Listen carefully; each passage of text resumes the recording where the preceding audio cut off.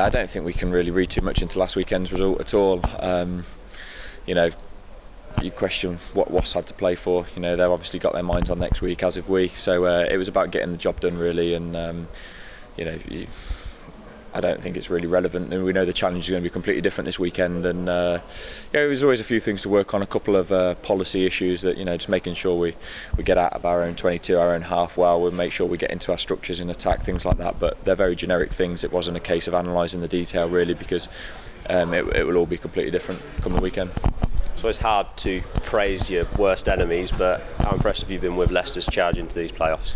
Yeah, they've just got an uncanny ability to hit the straps at the right time, to build, to have confidence in their squad, to allow people the right amount of rest so that they compete this time of year. And you know, you can never write them off. They've often stall early in the season, and people start thinking it's not going to be their year, counting against them, and write them off early on, and they come back the way they have this year, and now they're real challengers, and you know, they'll be a real test for us out on Friday night.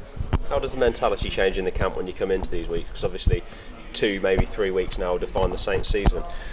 I think the mentality changes because over the course of the year, you know your squad's going to have to be rotated. You know people are going to be used, and when you put on the bench in a mid-season game, you don't take it to heart because you know it's for the good of the squad. You know that you're not necessarily being dropped, you're being rotated and making sure you get the most out of your resources. But when it comes to semi-finals and finals, you want to be there. You don't want to be on the bench that week. You don't want to miss out of the 23. And you know, it's hard, and it changes the mindset a little bit, and everyone's just a little bit more anxious, a bit more eager, and a bit more, you know, they do take it personally when they're not in the squad, and that's a difficult dynamic to manage.